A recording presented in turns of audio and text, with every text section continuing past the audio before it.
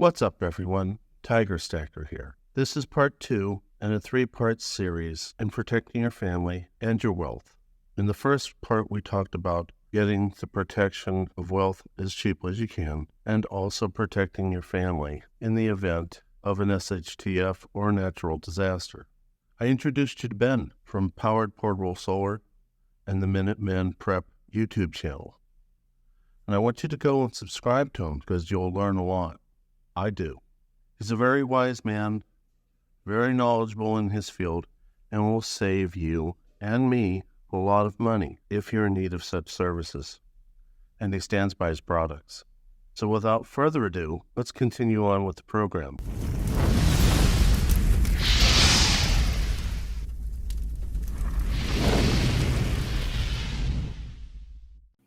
So what are some common misconceptions about solar? The most common misconception is how much power you can get from a solar panel. I'd say that's the first one. And then second, which I previously addressed, is that if you don't have backup batteries, even if you have solar panels, you don't have power. So with the first one, excuse me, I'm just getting over a cold. So most people see solar panels on the roof of a house, and they don't really know what that means. We assume that because they've got solar panels that their entire bill or that all their power needs are covered. But truly, it's dictated by the amount of space on the roof, the direction of the roof. It's one of the reasons why I prefer ground mounts, because the ground mount you can face due south and have it tilt for different times of the year. And so, for example, a 400-watt solar panel is a very common size you see on people's houses. For a portable setup, for being mobile, a 100-watt size or even a 200-watt is very common. A 400-watt panel is just 4 times bigger than a 100-watt panel. And a lot of companies will try to tell you, oh, this panel is 23.6% efficient. It has the highest efficiency out of any panel out there. So that's why you don't want that 350 watt. You want this 550 watt. Well, a 550 watt panel is just 5.5 times as big as a 100 watt panel. So what ends up happening is people will pay for a panel that costs a lot more, thinking they're getting much more efficiency. The reality is they're getting the exact same efficiency. It's just a bigger solar panel. It's not saving any space. So I prefer now to go with the 400 watt size because it's about the right size for one person to be able to handle. It's definitely heavy. They're about 45 to 50 pounds. But I'm actually releasing a patented portable mount system. So if people don't want to do a permanent installation, they can still set up a massive array of solar panels and power their entire house and set the whole system up in 30 minutes or less. And so I'm talking about setting up 30 or 40 panels. You could easily set that up, get your system turned on. So the misconception is people don't understand the size of solar panels and what that means. And so the easiest way to find out what you need is first establish your goal. Do you want backup power or whole house power? If it's whole house power, you just go and look at your electricity bill. You find the month with the most energy usage, say that's 1,500 kilowatt hours, whatever it is. And you're going to look for a solar irradiance map. And this is exactly what I do with people when they call me and get on a consultation. I go through this process to find out what month they're using the most amount of energy, what's the sun doing in their location at that time of the year, and therefore figure out exactly how many panels and batteries they need to run reliably. And so we'll find out how many solar hours there are in a day for that time frame, or for that time of year. And we'll take the daily power usage and divide that by the solar peak hours, and it tells us exactly how many kilowatts of solar panels you need. And then we calculate the battery as well. So that's if you want to do your whole house. If you just want a backup system for essentials, we just need to know which items you want to run. So typically it's a refrigerator, a freezer, a well pump, sometimes a water heater, maybe a washer machine. It all depends, TV, Wi-Fi, everybody's got different needs. And we'll take that into calculation, knowing the average amount of power usage for those items, and do a similar thing to find out how much solar and how much battery you need. And so most commonly people will get 2,000 watts or 4,000 watts, whatever it is, of solar panels and a 5 kilowatt hour battery, and then just say, I'm good to go. And when rubber meets the road, they find out that they actually needed 20 kilowatt hours.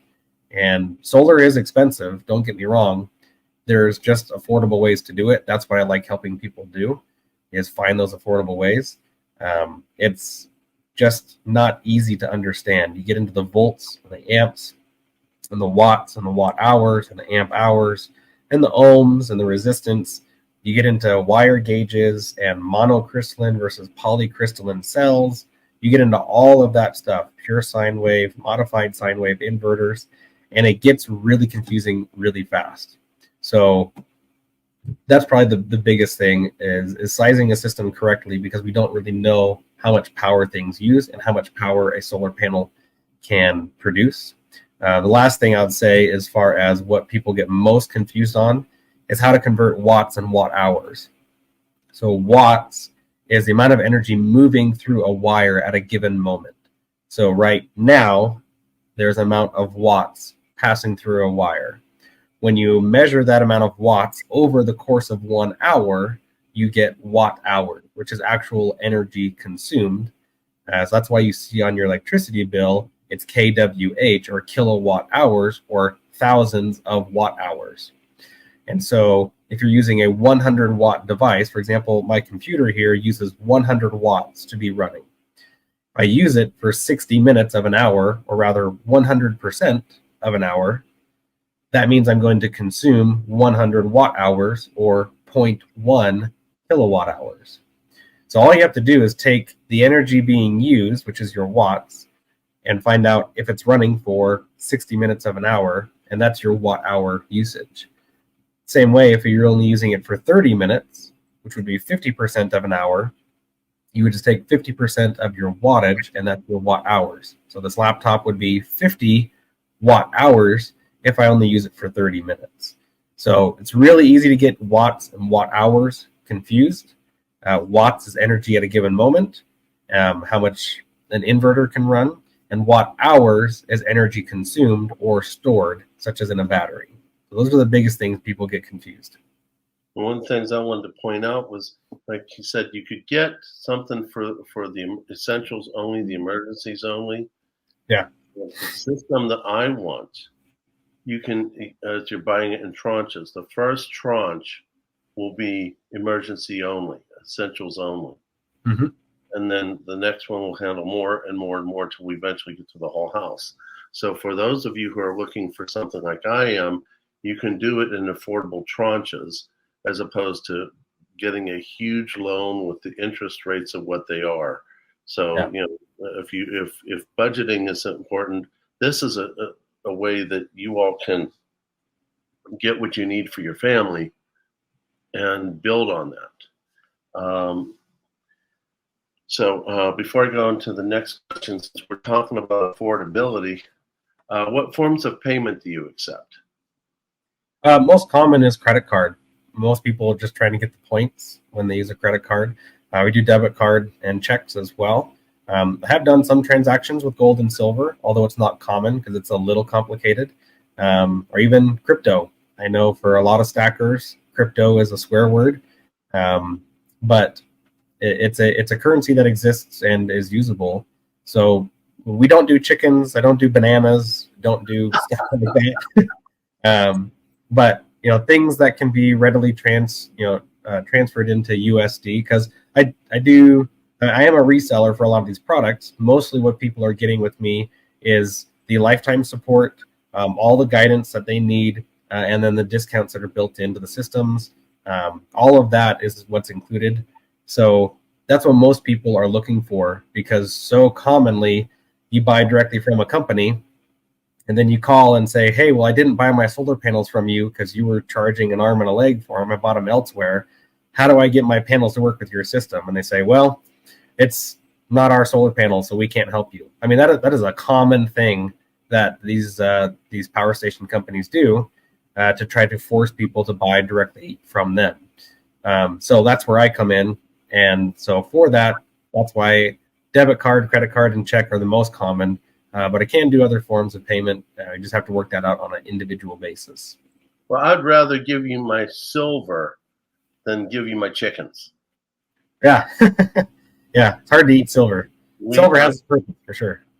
We have 6 chickens to produce eggs, and we produce a lot of rabbits for meat.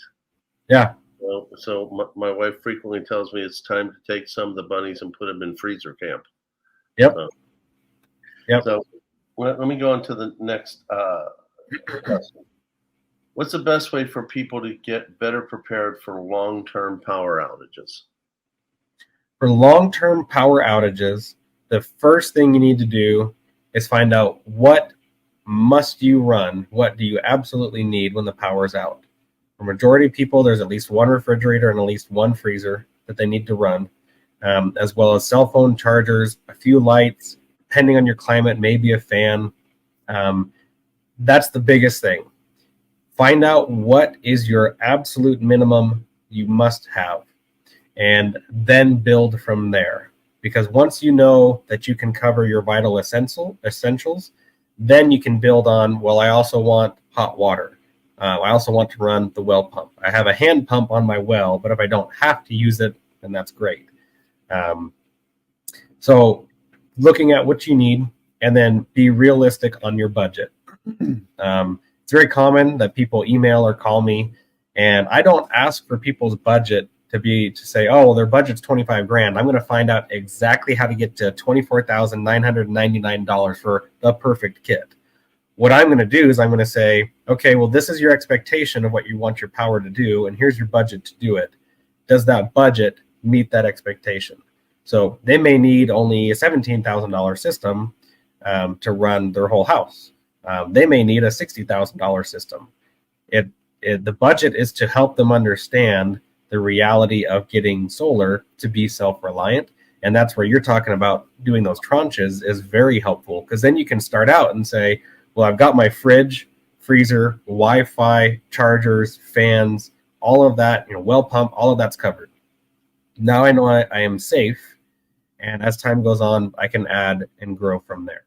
So find out what your absolute essentials are and what your real budget is that you're comfortable spending. And then we can basically mesh those two together to find out what works. Yeah, I'd love to look into what it takes to get well water pumped out. The first thing I got to do is it's been impossible to find someone who digs wells in West Virginia. You wouldn't think that. You wouldn't think that. You think that a lot of people do it, but no. Yeah, I'm very surprised actually that you said that. Well, so am I. So we've already covered this, but I just want to. Your products are less expensive than stationary units. You've already explained that. We talked about piecemeal to a full house coverage. I'm just going through my questions. Which way, and I think you already said this, but I'm going to throw it out there. Which way is to piecemeal better, portable or stationary? It truly depends on your goal. If your goal is to have a buy once, cry once setup that you get to take with you when you move, you have to bug out or whatever, portable is the best way to go, and it can be scaled to run your whole house. If your focus is purely to save money on a monthly basis and be self-reliant, then a stationary hardwire system can be good. But you do run into a lot more headaches with permitting and installation, which is why I try to help people with that. That's why I do it. Both are good, but you have to define what your goal is, because once you put in a hardwired system, it's there for good. That's one of the reasons why I like the portable setups, is because it can run my entire house and I get to take it with me. We are planning on moving, most likely when the market isn't ridiculous and we're not going to get reamed on interest rates for the next 30 years. And so that may be a year, that may be 10 years. We don't know. I want to be able to take my system with me and be able to use it at my next location. So I'm not anti one or the other. I'm pro what's the best for your situation. But I lean a little bit more towards the portable, simply for the fact that it's scalable to run a whole house. which is something I've not found personally with all the other companies. Actually, to Mhm. be honest with you, outside of Four Patriots, you're the only other portable power generator company I've ever run into. Um, all the rest of them have been stationary. Mhm. But in my general observation, that all companies except for you have been interested in their wallets, Yeah. and and this is the I want my viewers to realize that Ben is the only one I've found so far that puts you first. You know, he buys his own equipment, he tests it, he documents it on YouTube, he tells you the truth, and he'll tell you this is great, this is crap. You know, I've not seen that with anybody else. Yep. My philosophy is if you help enough people get what they want, you get what you want. That's Right. from, I learned that from Zig Ziglar. And I have found that to be true. And I have lost multiple dealership accounts or contracts with companies because I've been honest about their products. I have spoken my mind freely because the whole purpose of what I do is explain to people what the systems can and cannot do.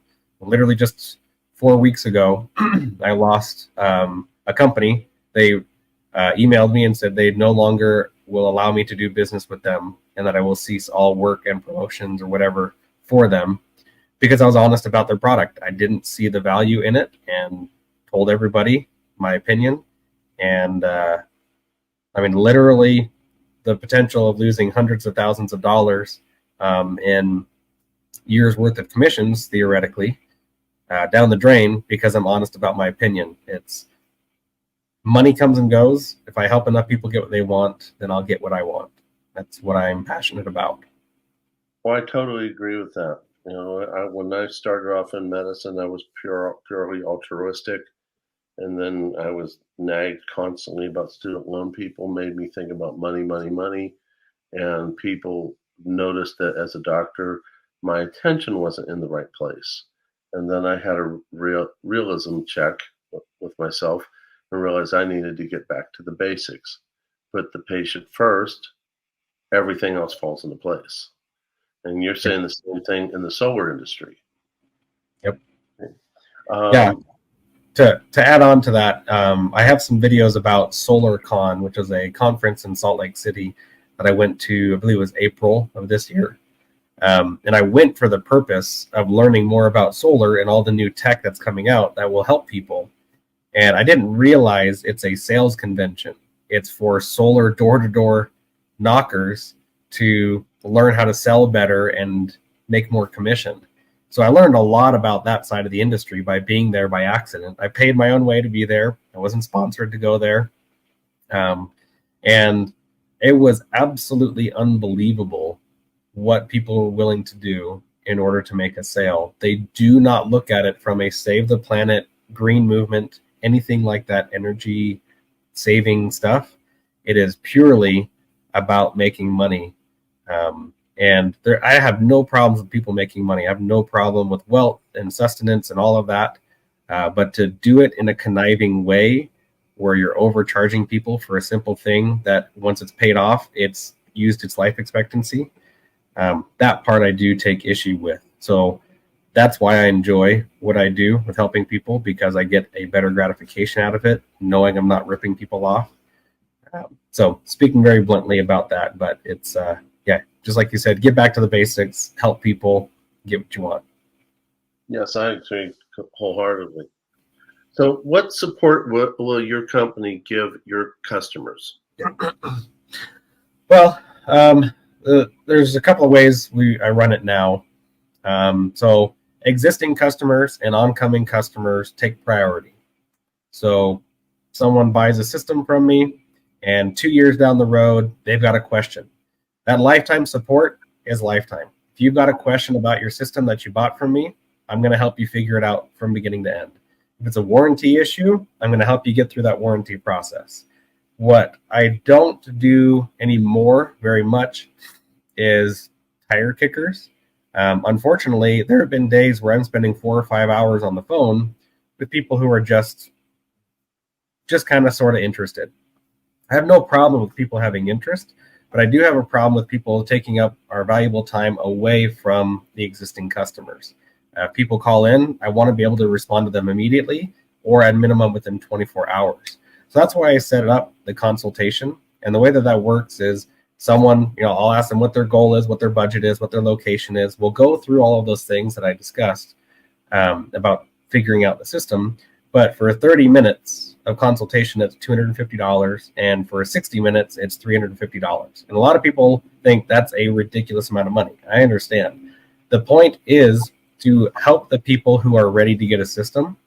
And if they end up getting a system from me, they'll get that consultation back as a credit. So the consultation then becomes free.